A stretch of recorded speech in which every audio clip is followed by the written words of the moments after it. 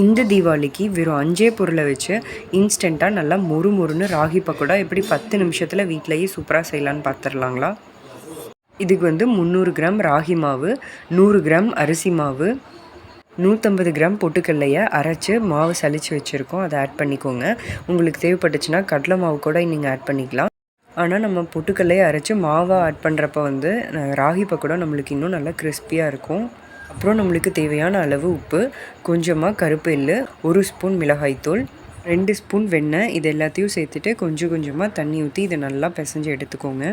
மாவு பிசைஞ்சதுக்கப்புறம் பார்த்திங்கன்னா அது கையில் சுத்தமாக ஒட்டாமல் இருக்கும். அதுதான் கரெக்டான கன்சிஸ்டன்சி.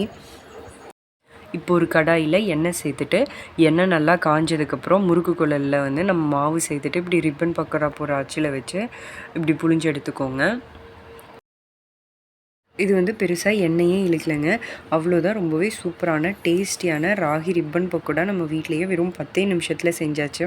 ஹெல்த்தியாக இந்த தீபாவளியை செலிப்ரேட் பண்ணணும்னு நினச்சிங்கன்னா கண்டிப்பாக இதை ட்ரை பண்ணி பார்த்துட்டு உங்களோட ஃபீட்பேக்ஸை நம்மளோட கமெண்ட் பாக்ஸில் ஷேர் பண்ணுங்கள். இது ஒரு இன்ட்ரெஸ்டிங்கான ரெசிபியில் மீட் பண்ணலாம்.